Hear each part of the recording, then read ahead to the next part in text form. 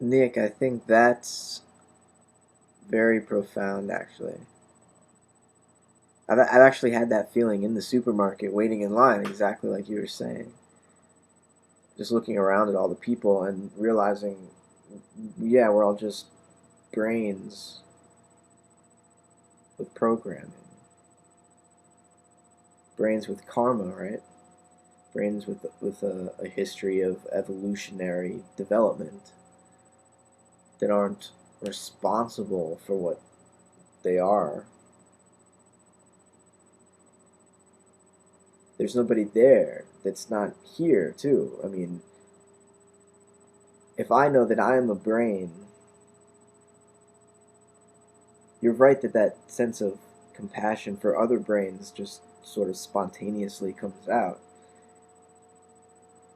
because you no longer identify with your own brain.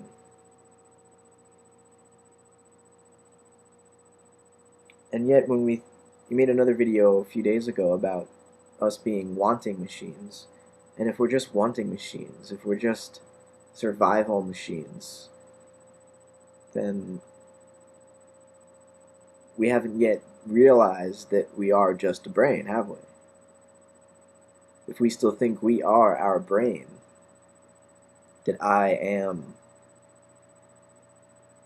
in here somewhere, rather than just being this body, then we're going to be selfish. But if we realize that we're just a brain and that everybody else is just a brain and we're just reflecting each other, that nobody is really outside of that mirror, that we're both programmed. I can never have a leg up on you, and you can never be a step above me, because where is the leverage? I mean, it's all relative, and there's no final answer or outside objective perspective to gain. And this really does open up a lot of doors for communication, though, because now all of a sudden, if I'm just a brain and you're just a brain, well, we should just let our brains talk to each other and see what we can come up with instead of trying to defend territory and try to say what's right, what we believe, and what we're trying to convince others to believe. We can move past that and just start trying to figure out the most compassionate ways to get along, the most realistic ways to get along, the most sustainable ways to get along.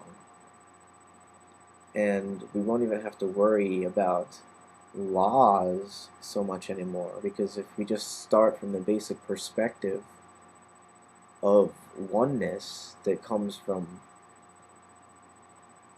not identifying with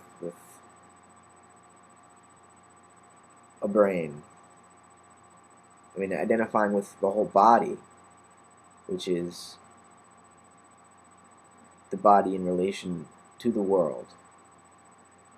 We can't just talk about the brain, right? The brain is holds as much responsibility for the world as the world holds for molding and shaping the brain.